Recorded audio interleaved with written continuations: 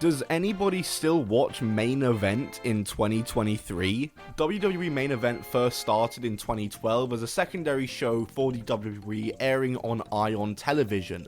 Nowadays though, Main Event is nothing but a glorified house show slash recap show, and WWE barely promotes it, doesn't ever acknowledge it, and once again, does anybody actually watch it? Oh, and of course it's not on Ion Television anymore. You can't even watch the latest episodes on the WWE Network. If you want to watch the latest episodes of Main Event, you gotta get on Hulu apparently. The Main Event opening featured the likes of John Cena, CM Punk, Randy Orton, and all the other top stars from the time in 2012 when the show first debuted, who of course never featured on the show. But when Main Event first started, that was actually very different because they actually used to get star power on the shows. Heck, the very first episode had CM Punk versus Sheamus in a World Champion versus World Champion match. Episode 2 had The Big Show versus Randy Orton on it. Episode 3 had Kofi Kingston versus The Miz on it for the Intercontinental title. Episode 4 had Ryback versus Ziggler and Del Rio versus Sin Cara, which at the time these are two matches that could both easily feature on Raw. Episode 5 had a 6-man tag that had Randy Orton and Rey Mysterio in it. Episode 6 had Sheamus versus Wade Barrett. Episode 7 had Team Hell No defending the tag titles against Team Rhodes Scholars. Episode 8 had a 22-minute barn burner between Dolph Ziggler and The Miz. Episode 9 had John Cena on the show. Have I made my point yet? Main Event used to actually have pretty much one big match per show. That was kind of the model they were going off of. They would get at least one match that would have a big name in it and would often go 15 plus minutes and it'd have a good match. But as I said earlier, this was the start of Main Event. As the episodes went on, the match times would shorten and the star power on the show would weaken, and it would officially cement itself as a B show, and somehow it is still going in 2023. So today, I'm going to do the unthinkable. I'm going to do something I haven't done in about 10 years, and that's watch an episode of Main Event. So we're going to be looking at the July 13th, 2023 episode of Main Event, as this is the latest one on the WWE Network.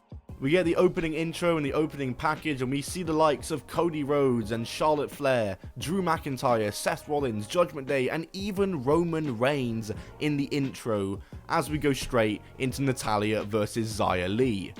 So this is where Natalya's record for most televised matches comes from. Main Event, it makes sense now. And before we go into this match, as you can probably guess, as this is Main Event, this is very much worked like a house show match. You got Natty and Xia Li playing a very clear face and heel roles, constantly playing to the crowd and interacting with the crowd, and they spend most of the match doing that rather than, you know, wrestling. We see Natty take down Xia with a baseball slide and immediately hits the D-pad, and they both pretty much do that the entire match. It's move, taunt, move, cover, kick out. That's the routine for most of this match, and there really aren't any highlights or key moments in this match to really speak of. Xia Li spends most of the match in control as Natalya gets some offense back with one of the most uninspiring comeback sequences I think I've ever seen before she hits her spinning lariat for a near fall.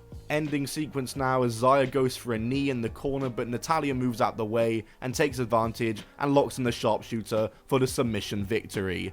It was a match, I guess, you know, it was watchable, I'll give them that much, but this was a live event match, and I have a feeling that all their matches are probably gonna be this way. And coming up next, we have a recap of the Tribal Court for Roman Reigns, and this brings up an element of Main Event that I completely forgot about, which is that it's more of a replay show than it is a wrestling show. We spend more time watching segments that happened that past week rather than we do getting some new stuff, getting some people on the mic, or getting a match out there. We spend most of the show just recapping stuff that's just already happened. But anyway, we get that, and then we get a Cody Rhodes appearance. Nice, okay, there's a bit of star power going on this show then. Oh no, never mind, it's just a promo, a recap of his promo, I should say, from this past week's Raw. Like, we're recapping promos now? You couldn't have just got him to do a pre-tape? Like, come on now, surely. Anyway, our next match on the show is Indy Hartwell versus Dana Brooke. Yes, we get to watch the queen of Main Event herself, Dana Brooke. I know all too well about Dana Brooke's legendary rivalry with Tamina on Main Event. Indy Hartwell comes out with Candice LeRae, and every time I see Candice LeRae on WWE television, I kind of can't believe that Candice LeRae, who's one of the greatest ever, isn't champion, let alone now on Main Event managing someone, but here we are, I guess. Indy Hartwell takes control of the match early on as she hits a nice knee boot combo, and Indy continues to control the match through commercial as she chucks her into the corner and hits a sidewalk slam and continues with the offense and covers. Indy lands a striking combo and then goes for a superplex off the top rope, but it's reversed as Dana pushes her off and hits a crossbody for herself. Dana starts to make a comeback sequence, starting to get a bit of her first offense in the match. She goes for her patented somersault elbow, which just looked kind of awkward, didn't look like it was hit correctly. She then hits off the ropes and goes for a sunset flip, but Indy reverses it and catches her with a pinfall and wins right in the middle of Dana's comeback spot. A bit of a different finish. I wasn't expecting the finish to happen right then and there, but I liked that finish. I liked it for the fact it was unpredictable and unexpected. And yeah, fine match. It was just a fine match to me. It was a pretty alright match. Better than the first one for sure. It was worked a lot less than a house show match. It was worked actually like a TV match. Once again though, Candice LeRae should not be on Main Event. Dana got close to no offense in though, and also lost. Like, I thought she was meant to be the Main Event queen. You let us down here. But anyway, it's time for the main event of Main Event, which is of course a replay of Seth Rollins, Sami Zayn and Kevin Owens versus Judgment Day from Raw.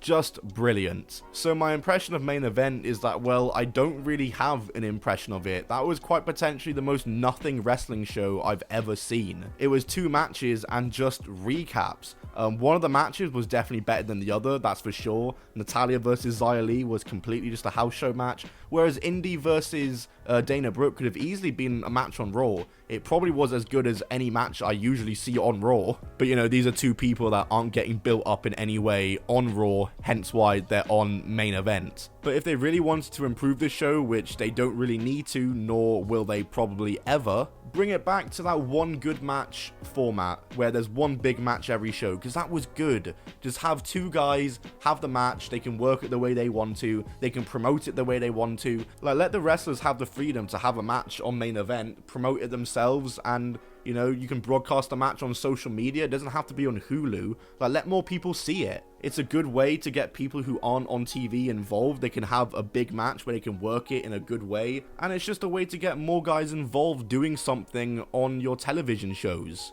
Other than that, more promos. Like, that's a fix that can be made immediately. I know Raw like to have commercial break promos where they have wrestlers who aren't on the show come out during commercial break and do a promo for the crowd, but you've also got the perfect platform with Main Event to let your wrestlers who aren't as great on the mic go out there in front of the crowd, get some mic time, get some experience talking to the camera, because that's a whole different ballgame than just talking to the crowd. Yeah, I just think Main Event is a perfect platform to get guys to get on the mic and get some promo work done and improve their game on the microphone. But once again, WWE really has no need to ever try and change Main Event, because no one watches it, and I don't think anyone will really ever have a desire to watch it, nor will WWE ever have a desire to make it watchable. When a wrestler gets put on Main Event, it's always looked at as a demotion. But on that topic, it's my time for a promotion. We're talking about how Main Event should have loads of promos. It's my turn for a promo, because Top 10 Wrestling is in a video game.